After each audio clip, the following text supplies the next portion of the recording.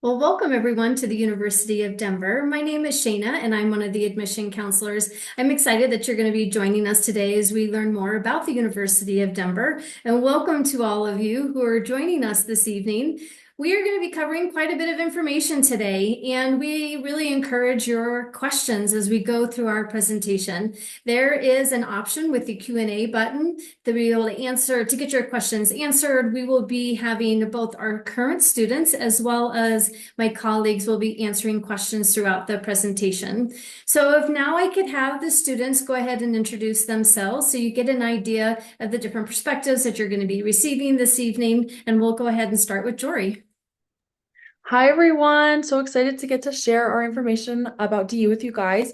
I'm a third-year student here at the University of Denver. My majors are psychology and Spanish, and my minor is biology. Outside of being a tour guide, I'm also in one of the choirs and I'm on the dance team here. So very exciting. Hi, my name is Kate Benatis. I'm also a third year. I have a marketing major and a music minor. And the music that I do is I sing. And outside of tour guiding, I was a part of a residential hall council last year, and I'm also part of the Innovation Club on campus. Hi everyone, I'm Max. I'm a second year, originally from Denver, Colorado. I'm majoring in biology and international studies with minors in French, chemistry, and leadership. And outside of academics and being a tour guide, I'm president of our DU Grilling Society. I'm part of Pioneer Leadership Program. I'm part of DU Honors, and I'm an RA in Nagel Hall. All right. Well, now we're going to go ahead and get started. Share my screen. And really start talking about what DU can offer you. And every institution has particular areas that we want students to grow in. And at the University of Denver, we call this the four-dimensional experience or the 4D experience. And so everything that we do, all of our programming, all of the decisions we make really are focused on these four particular areas, starting, of course, with advancing your intellectual growth. But this goes beyond so much more than just being able to find your major, because they are predicting that you're going to have about 30 different jobs by the time you retire in three completely unrelated fields, and half your jobs don't even exist yet. So our job is to help prepare you for your first job and for your last job. And that really then goes into really pursuing careers and lives of purpose, because even though you may be working in different industries throughout your time, there's often a common theme or passion throughout, whether that's working in maybe in the environmental world or social justice, or you want to be an entrepreneur or service. You really are going to have a particular area that we want you to be able to help find your passion. And we want you to start learning what that passion might be here at DU. But it's also not just about the end result. We want you to have good habits along the way. And so we're really talking about well-being very broadly. And it talks about academic, social, mental, financial. We want to make sure that you are creating good habits while you're in college and not bad habits that we have to overcome that could take years to correct. And so those are part of the things that we're also going to be focusing on is the whole person and really exploring your character, who you are as a person, what are your morals and your values? And then that often comes with interacting with people that have different morals and values than yourself. Now, big picture, we're considered a medium-sized private institution. We have about 5,800 undergraduate students. Those are the students that actually interact with each other, that are on campus, and when you're walking around campus, really creating the culture. And that you can see that we also have quite a large graduate population. Some of their classes are online, they have separate schedules, they have separate buildings. And so there's not a lot of interaction between the undergrad and the grad students. So we're just going to focus on that undergraduate population. And that's really what it feels like is when you're walking around campus, it's more of a campus size of about 6,000. And about 28% of our students are coming from Colorado, but you'll notice that a lot of our students are coming from outside of Colorado. And that's fairly unusual. In the United States, 70% of students go to school less than 200 miles away from home. we're flip-flop of that. Actually, 64% of our students come from more than 500 miles away. So when you're on campus and when you're starting school, you're starting with school with students that have very different experiences, partly just with geography, but also gender, socioeconomics, race and ethnicity, religious views, political views. You're having all of these different perspectives. And you're also often 48% of the class, they're the only person from their high school that's at DU. So it's a lot of brand new, making friends, trying new things. And I think that really sets the culture on campus. We also have a different academic calendar compared to a lot of other institutions. We're on the quarter system. Most schools are on the semester system. So instead of two 15-week periods, we have 3 10-week periods. So we're still going to school for 30 weeks. We just break things down differently. So we have a fall, winter, and spring. Now, I know we call it the quarter system, but our fourth quarter is our summer quarter. And actually, our grad students are going to school year round, hence the reason why we call it the quarter system. But our undergraduate students still have the summer off. So think of it more like a trimester system. Our classes always start the Monday after Labor Day. So our classes go from that Monday after Labor Day until right before Thanksgiving. So it's a 10-week period. And then we have from before Thanksgiving until after New Year's off. So it's a 5.5-week, 6-week winter break. This is the highlight of my entire presentation right here. Because we do like to go, most of our students go home for the holidays or they're traveling, but it's work hard, play hard. And then we start right after the new year. We do another 10 weeks of classes, and then we get a week off for spring break. Then we start our third quarter, we do 10 more weeks. Now, in the semester system, you typically take 5 classes a semester, so a total of 10 classes per year. We take 4 classes per quarter, so a total of 12 classes per year. So we're not a block system. We're not learning 15 weeks worth of work in 10 weeks. We're learning 10 weeks worth of work in 10 weeks. So you're not going as much depth in each class, but you are getting more variety of classes over the year.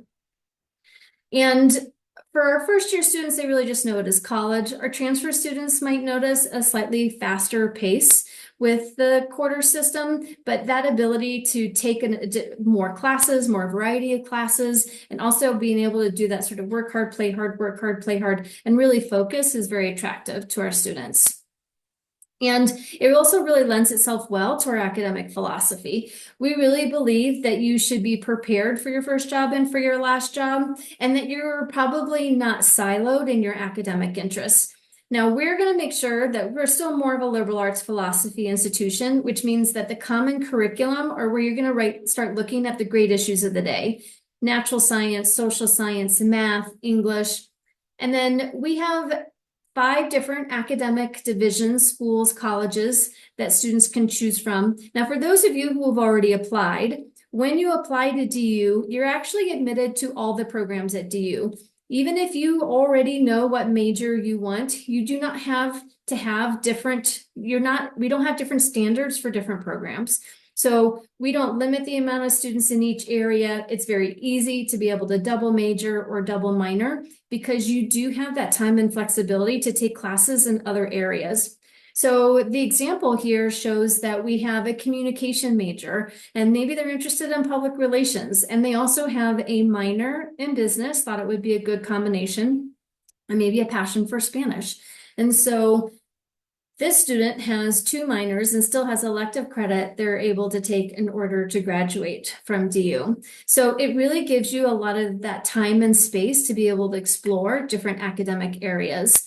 And to help with that transition, we want to make sure that you have those close connections with your faculty members. Now, on average, our class size is 24 students. So some are going to be smaller, some are going to be larger, but 94% of our classes have 50 students or less. So for a lot of students, that transition to go from high school to DU is fairly easy because the size isn't dramatically different.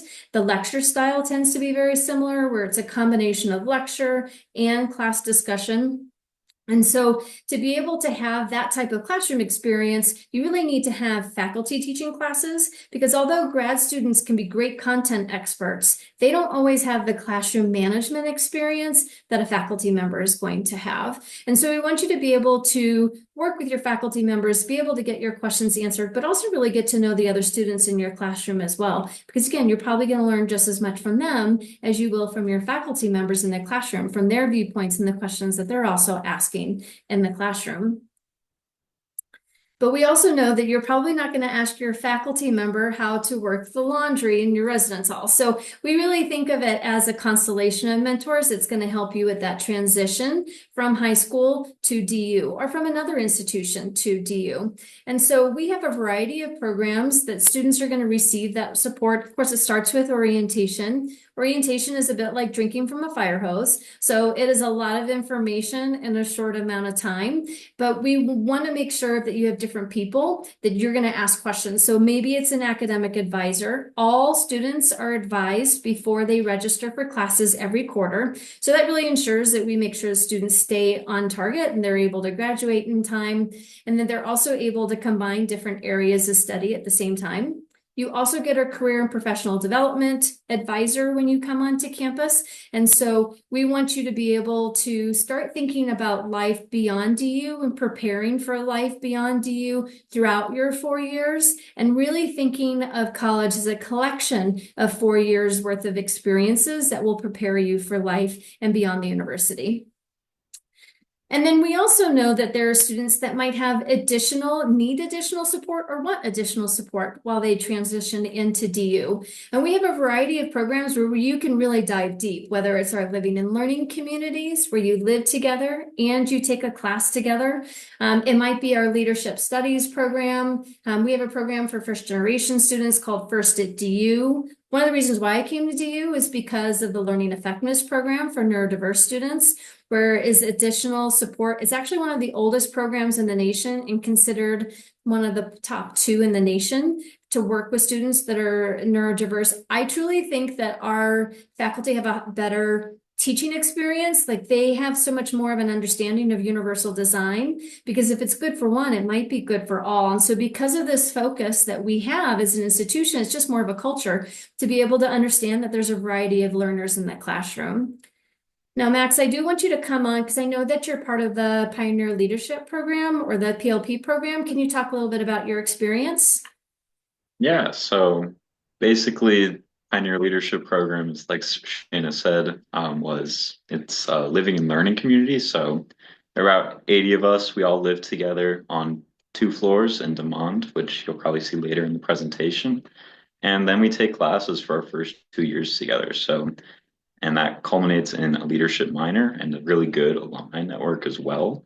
And it's really just for people that want to explore who they are and how they can positively impact the world around them. And you get a really, really amazing group of people that are also passionate about learning with the same type of individuals. And yeah, I've really, really enjoyed it. And I've learned a lot, made a lot of friends, and would highly recommend you apply for it. Great, thank you. We also have an honors program, and like I said, the leadership program. For those of you who have already been admitted to DU, there's more information about these programs in your admission packet, because some of these programs do require a application. We try to make decisions to get into these programs, if you're admitted into these programs, before May 1. So in case you need that information to be able to make a decision on whether you want to attend DU in the fall. If you feel like you are thriving in the classroom, you're much more likely, and not just surviving, you're much more likely to take advantage of everything that just makes education fun. And it's really that experiential learning piece. And for some students, that might be an internship. We have a really great location for internships. We're 15 minutes south of downtown, and we're 15 minutes north of the Denver Tech Center. So we're right between 2 major business hubs, and Denver really just has a variety of business opportunities. We're also an R1 institution. So an R1 institution means we're in that top 142 institutions in the United States that generates knowledge, not just regurgitates knowledge.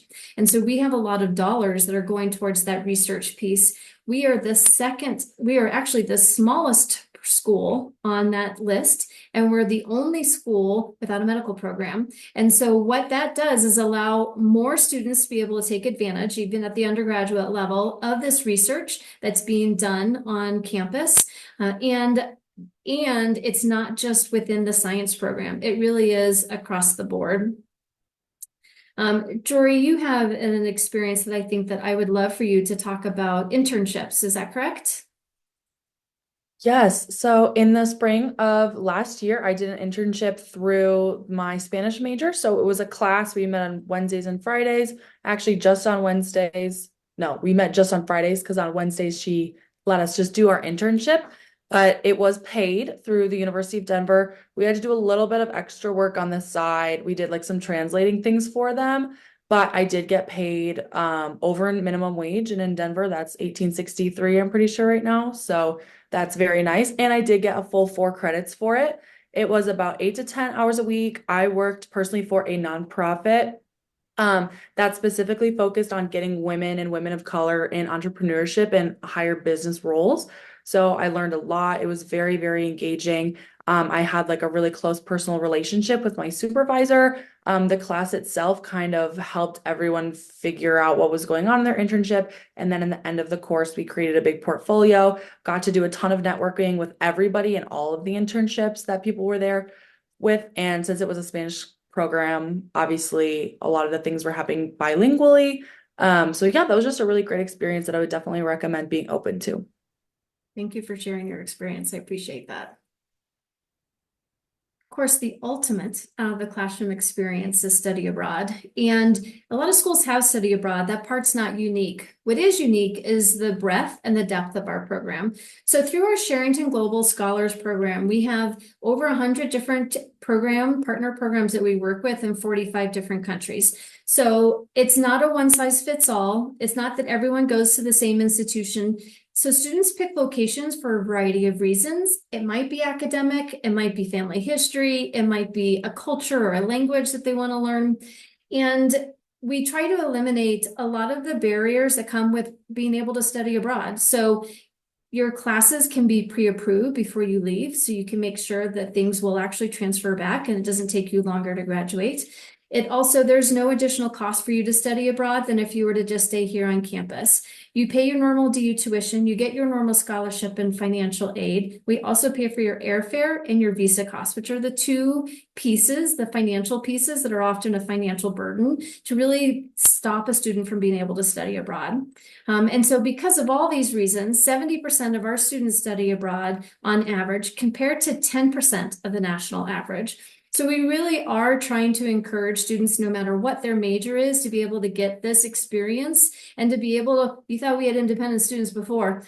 They go and they study abroad and they come back and they're even more independent than they were before. Kava, do you want to go ahead and talk about your experience through study abroad? Yeah, sure.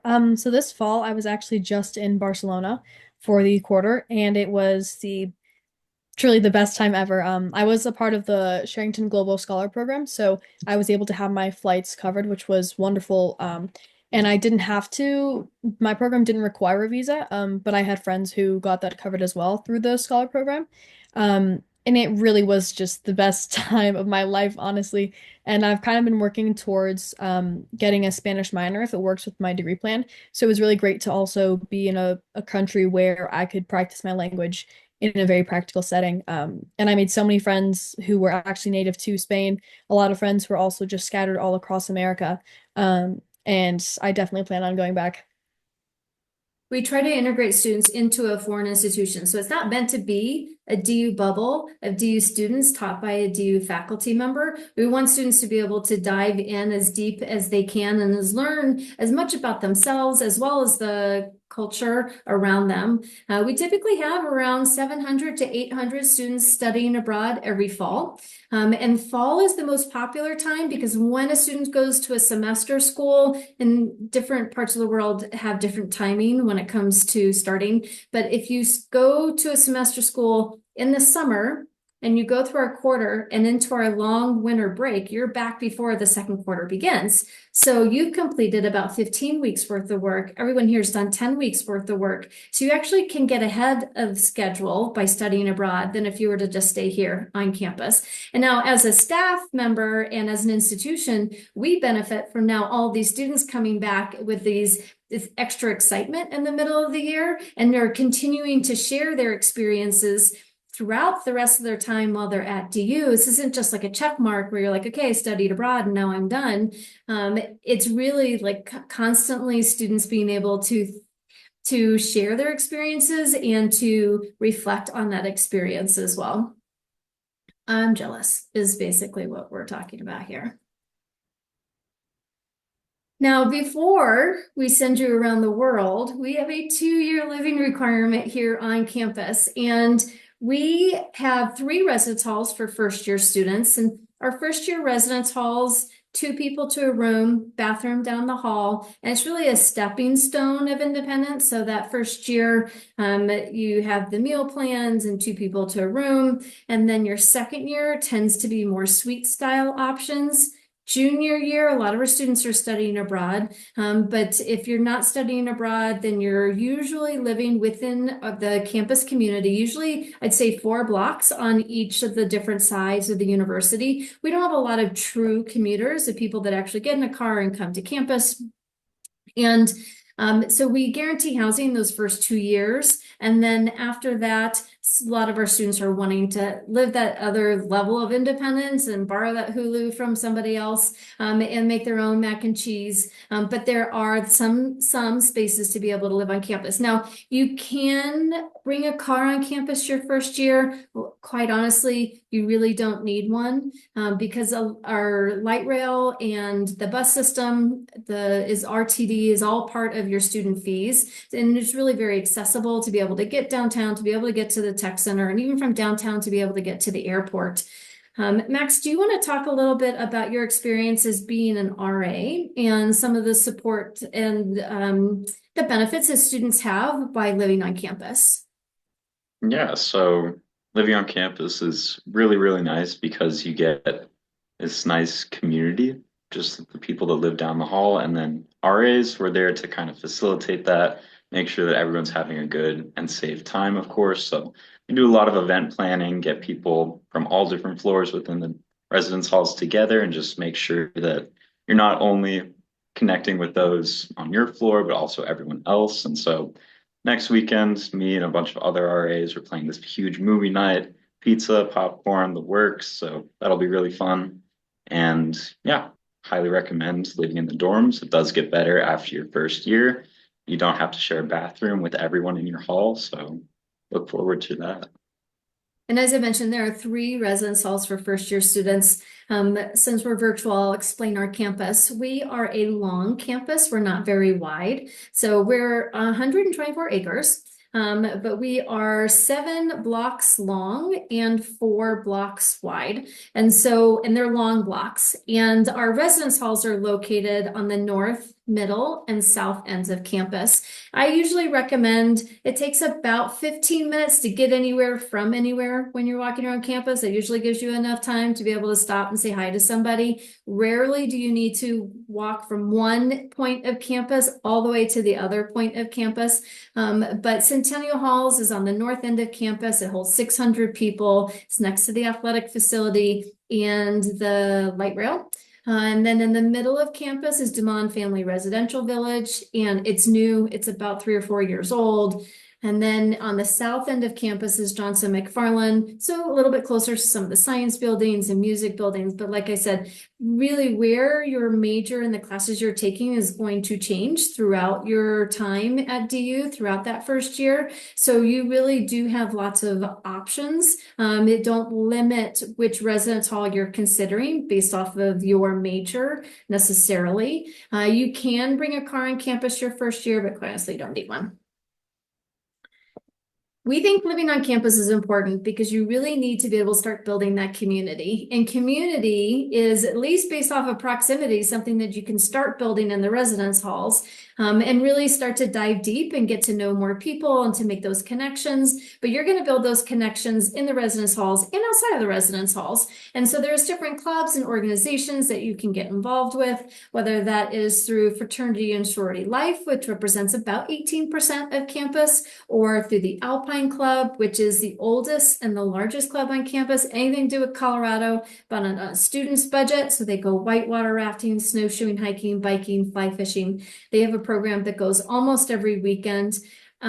We have the DU Grilling Society, Doug's, which actually Max is the president of DU Grilling Society. Actually, why don't you just give a synopsis of what would a DU Grilling Society person do if they were to get involved in Doug's? Yeah, so you should totally join. Free food. We believe that everyone should be fed and happy. So come by. You don't have to be a member, and we'll grill for you. If you're actually a member, then you get to use the grill, this huge grill that has to be towed from place to place by a big car. So look forward to that. And then on the weekends, we'll tailgate hockey games and, of course, do catering events for other student organizations that ask for it. So really great community, and highly recommend you join. I love your mission.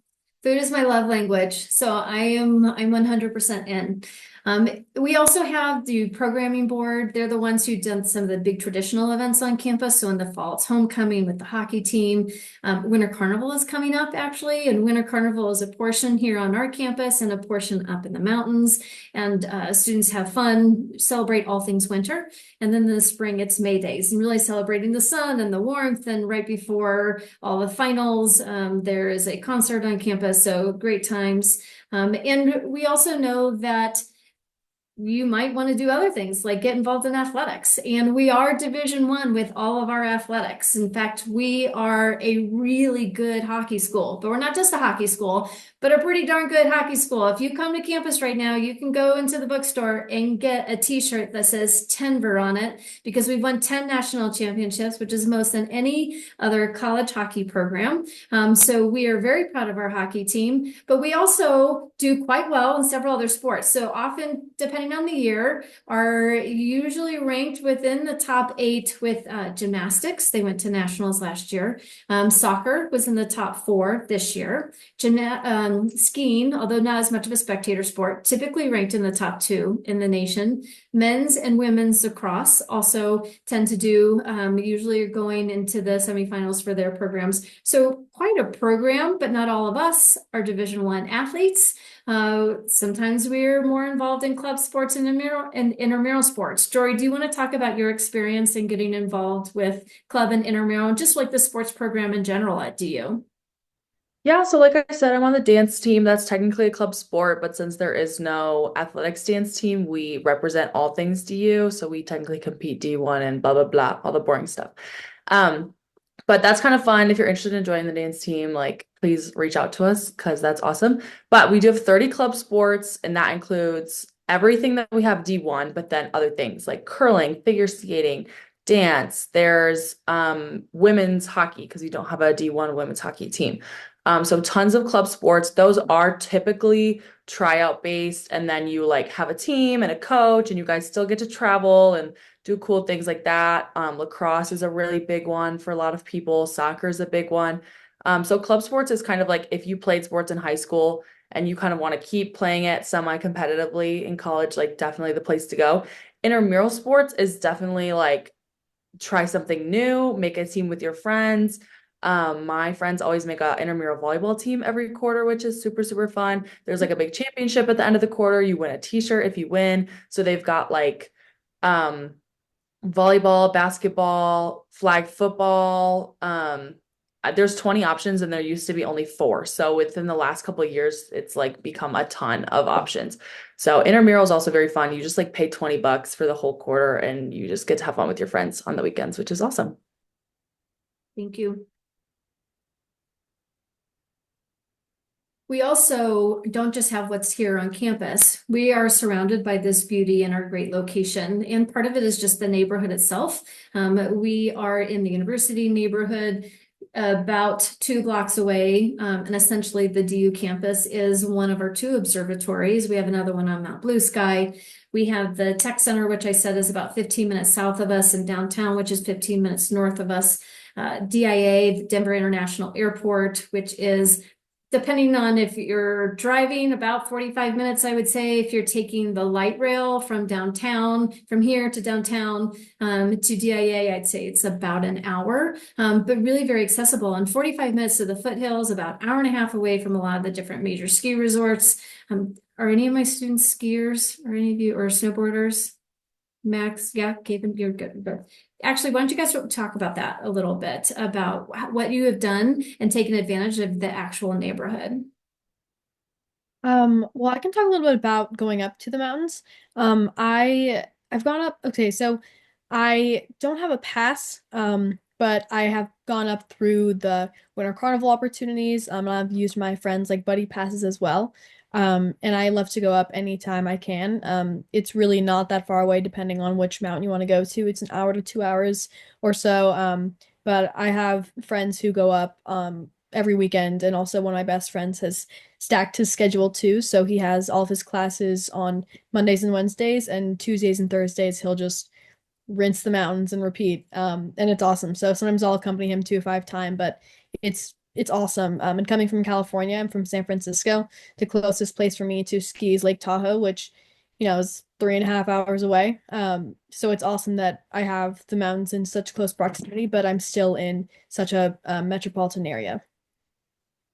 Yeah, my unofficial count is that about 4% go up every weekend. 4% consider themselves indoorsy and will never go up in the 4 years that they're here. And the rest of us fall somewhere within the spectrum of maybe once or twice, or maybe 3 or 4 times, especially when friends are going and I have a ride.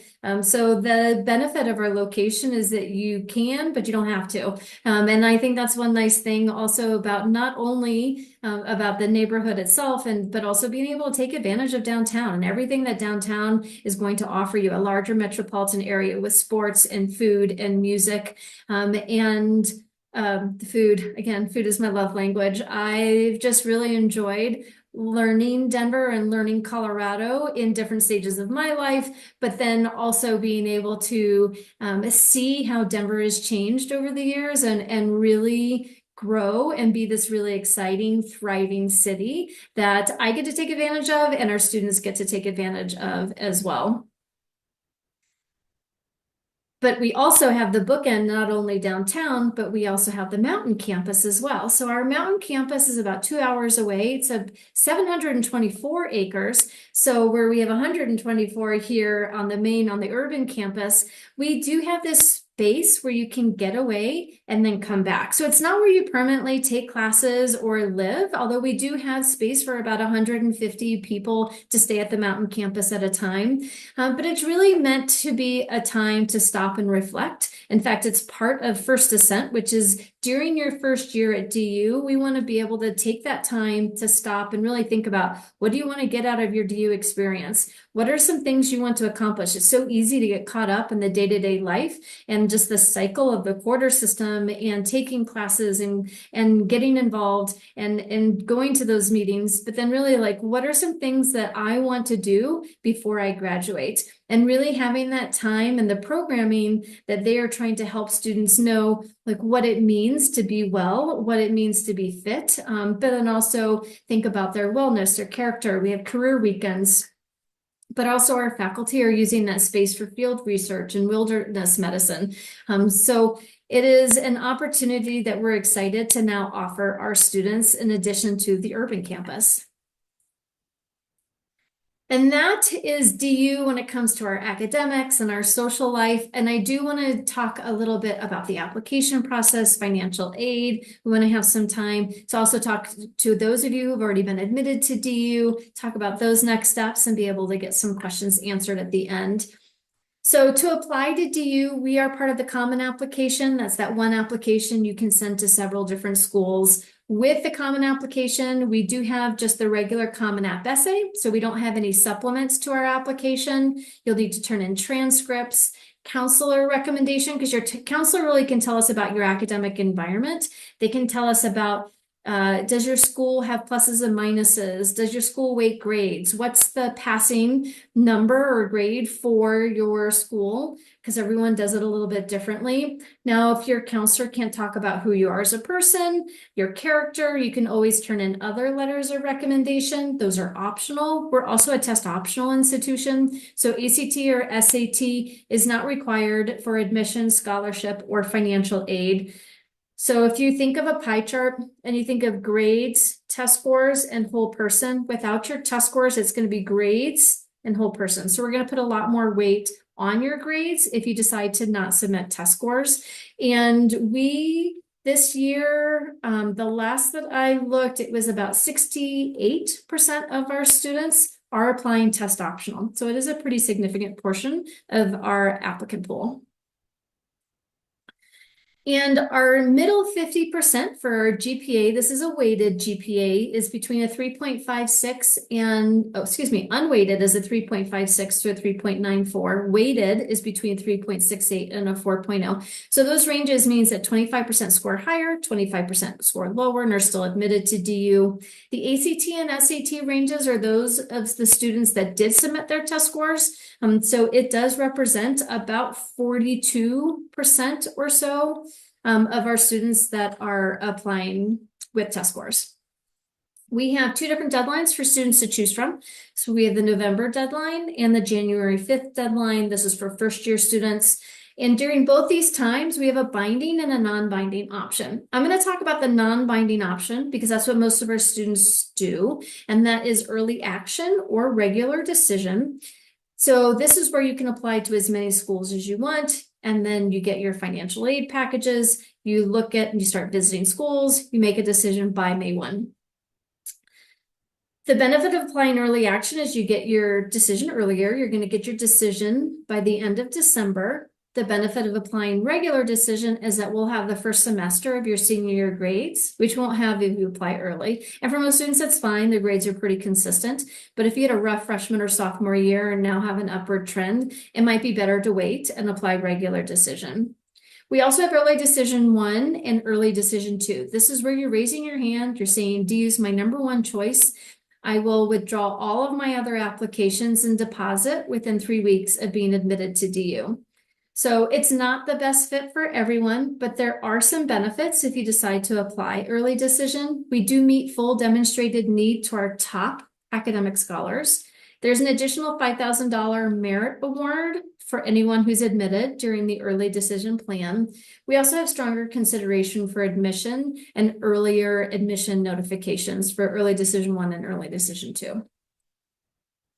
But you can talk to your admission counselor if you have any questions which round. And we are a private institution, so there's no in-state versus out-of-state fees. The direct cost to attend DU for this year is $60,000, plus housing and food and fees for a total of $79,000. 99% of our students do receive financial assistance, and that financial assistance is coming, 90% of it is free aid. So it's grants or scholarships. The average award is $51,000 for our need-based award. And there's essentially 3 different ways that you can get money at DU. There's talent, merit, and need. Now, talent is like Division I athletes and music majors. Most of the conversations that I'm having with families is about merit-based aid and need-based aid. So need-based aid is through the FAFSA and the CSS profile. So we require 2 financial aid applications. And we will give you a need-based award about a week or so after you're admitted to DU if you're applying for need-based aid at about the same time that you're applying to DU. It takes about 6 to 8 weeks for all of this to go through. So I highly recommend you fill out those financial aid forms even before you know you're admitted to DU, because then you can wait for those 6 to 8 weeks while you're also waiting for your admission decision instead of getting your decision and then 2 months later getting your need-based award. For those of you who have not yet been admitted, you can check out our quick cost estimator and net price calculator, because those will be able to give you an idea based off of last year's policies. You put in some academic and financial information, and then you can get an idea of what kind of scholarships and what kind of need-based aid you could be eligible for at DU even before you go through the application process. It's a great tool. The other type of aid that you can get at DU is merit-based aid, and merit is automatic. So we will automatically consider you for scholarship. In your acceptance letter, it'll range somewhere between $16,000 and $33,000, and this is per year. So multiply that times 4. Don't divide it by 4, because these are annual awards for our first-year students. Transfer students, it's between $12,000 and $25,000, and we're looking for a 3.3 or higher college GPA to be competitive for admission and for merit consideration. And for those of you who've already been admitted, we have several next steps that you can consider. So May 1, if you applied early action or regular decision, those decisions, by the way, for regular decision will be sent out in mid-February. So you have until May 1 to decide what school you want to go to, and you would go in and press your yes, you want to come, you submit that response form, and then you can pay your deposit. Make sure that you're applying for financial aid and that you're also connecting with other students on Zeme. Zeme is a very niche social media platform for students that are looking and considering different colleges and universities. We have a very active Zeme group, so students that have been admitted. We do have a few current students that are on there that are answering questions. Potentially some of the tour guides that are here on this call will be answering questions, and also just to be able to get a feel of the other students that are considering DU. Applying for housing in those learning and success communities for the honors program, leadership program, the living and learning communities. Consider payment options, and then eventually submitting your final transcripts. And then throughout the summer, we will have you be checking your DU email, because every month we will have a list of checklist items that you'll need to complete so that we make sure that you are prepared for everything that you need to do before you start classes in the fall.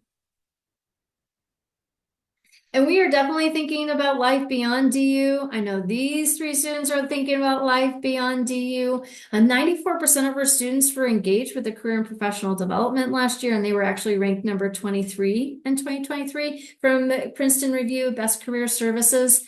And 89% of our students are either working or in grad school 6 months after graduation, or service 6 months after graduation. So really contributing members of society. This QR code is actually a report on all of the students that in all the different majors. You can really break it down and what they are doing after DU.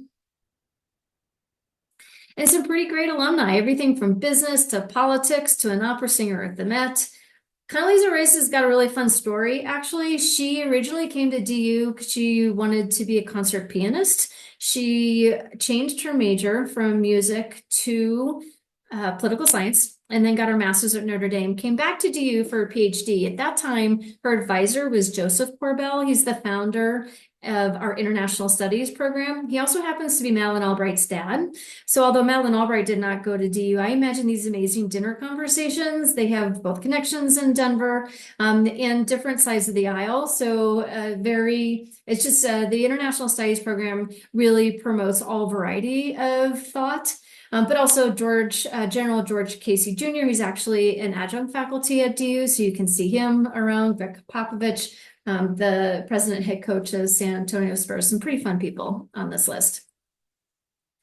And also students really are loving their time at DU. I mean, you can take our word for it. Granted, I'm a bit biased. I'm a 2-time DU alumna, and I have been working at DU for 25 years. So I drank the Kool-Aid a long time ago, but students were actually ranked number 1 of students loved their university last year.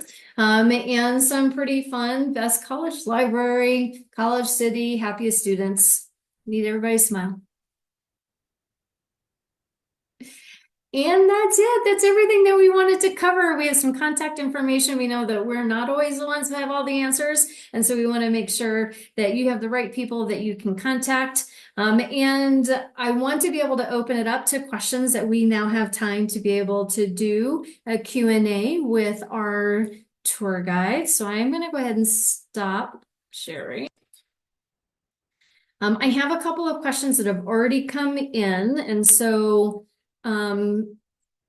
I am going to start with housing, just because it's one of the first one. Max, Can you talk a little bit about the three different residence hall? This question specifically is more about Lamont and Lamont being our music school and which one do students really live in. But can you kind of talk about that experience and like where do students live? Is there a theme or like a personality of the three different residence halls?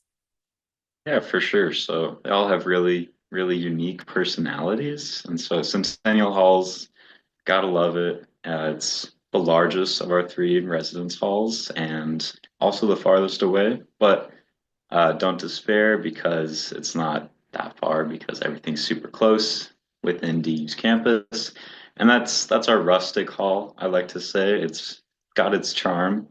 And yeah, there's a reason it's still there and people still enjoy living there. And then of course we have to mention DeMond, that's our middle campus, our middle residence hall. That's the newest one. Really nice. I lived there my first year. It has access to a community kitchen that you can go and cook. So my friends and I, we would go there pretty much every other weekend or so, and we cook a meal. Really nice, and yeah, also new. So big perk for that. And then Johnson McFarland, JMac, as we all know and love it here at DU, kind of on the south side of campus, very much more of a community vibe because they don't have air conditioning within the rooms. It's only in the halls, so you'll see all of them. They have their doors open to let the cool breeze in, which fosters like an even greater community sense. So lots of different personalities within the dorms, but they're all great. Can you also talk about where the different living and learning communities and leadership and halls reside? Yeah. So our living and learning communities, with the exception of Pioneer Leadership Program and DU Honors, are all dispersed between Johnson McFarland and Centennial Halls. So I don't know if they've figured out where they're putting all of their different living and learning communities this year, but pretty much an even mix between JMac and Halls. And then Pioneer Leadership Program, as I said, 2 floors in Demond, guaranteed that you're living there. So if you really want to live in Demond, do the PLP. And then DU Honors is a little bit different than our living and learning communities because if you're admitted to honors, there's an optional honors floor, so you don't have to live on the honors floor. Instead, you can go live in Johnson McFarland or Centennial Halls because the honors floor is located in Demond as well. But if you choose to be a part of honors, then of course you always have the option to go live in Demond on the honors floor. And there are also ways to get involved through your dorm that aren't just through being a residence assistant or an RA. So last year, while I was in my second year of living on campus, I decided to participate in Hall Council, which is basically like student council, but for your dorm building specifically. So my dorm was Nagel, and that's one of the second year dorm options. And I ran for vice president and was elected. So that was a really fun way for me to get involved with my hall council. And so it was a group of about maybe 7 of us, and we got to help plan kind of morale boosting and community events throughout our dorm. So we would sometimes get free donuts or free ice cream, and maybe some games on like the green around campus.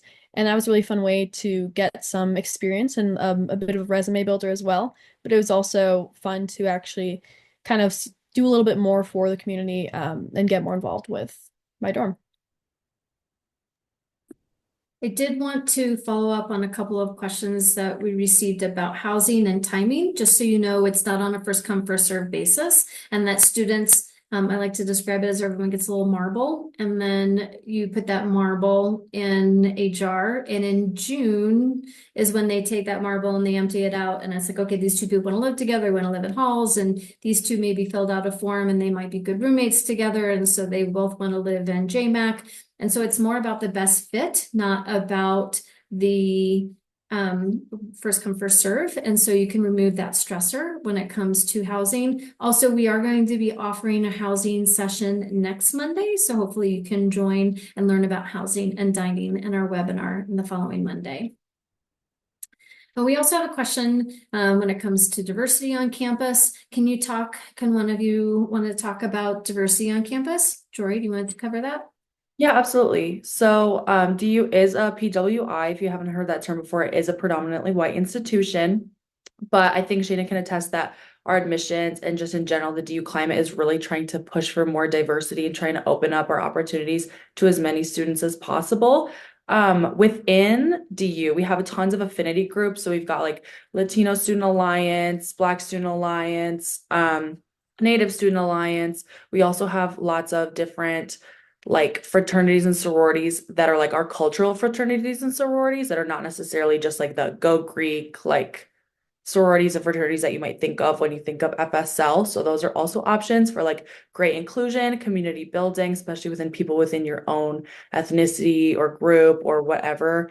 And then we also have lots of spiritual groups as well. I know we have like Chi Alpha, which is like a Christian sorority fraternity mix, and a couple other things like that. So we also have spaces on campus that are specifically for students that are BIPOC or LGBTQ, things like that. We have student lounges where students who are part of those groups can go and connect with each other as well.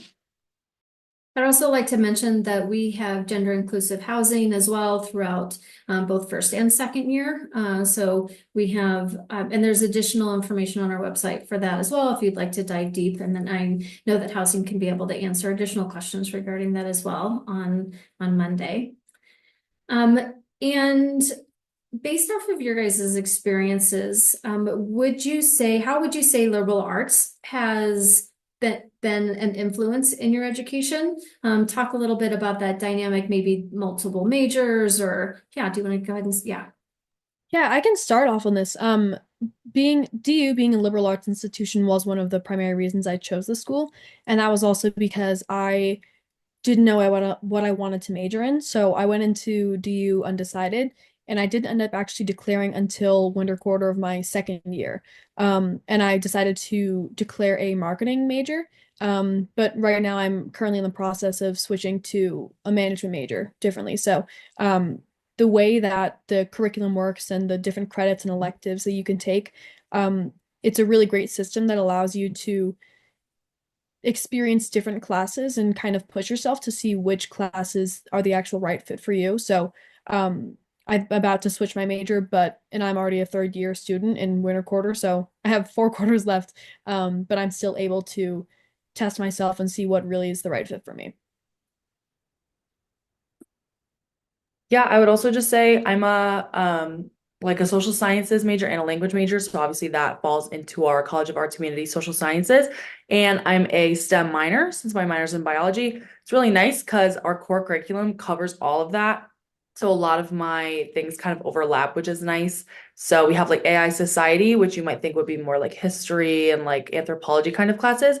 That is also included in like psychology. And so those kind of get covered. And then you have to take a science sequence, and that kind of gets covered by my biology major. So it's kind of nice because your common curriculum does count for your major and minors classes, which is really nice. So if you are or not thinking of doing a liberal arts like degree, no matter what you end up doing, it's still going to kind of fit into that common curriculum, which is really nice. And it's also not like a ton of history classes. It's just a little bit here, a little bit there. I think the most is the science classes. It's 3 science classes, and then it's like 2 like AI societies, 2 like inquiries, like different kind of things like that. So it's not too overwhelming. Yeah, I think what's interesting about our liberal arts program is that we're liberal arts, but we also have a science program, an engineering program, and a business program, and all of them tend to influence each other. And so it's not like it's just for the love of learning, although I definitely I'm a supporter of love of learning. I work in education, but also there is like this always constantly thinking of like, what can I do with this? How can I apply this? How can I take history and then learn from it and then move on? Like, I think it's very inclusive across the board. And I think that's an interesting dynamic being a liberal arts institution while still also having business and science programs.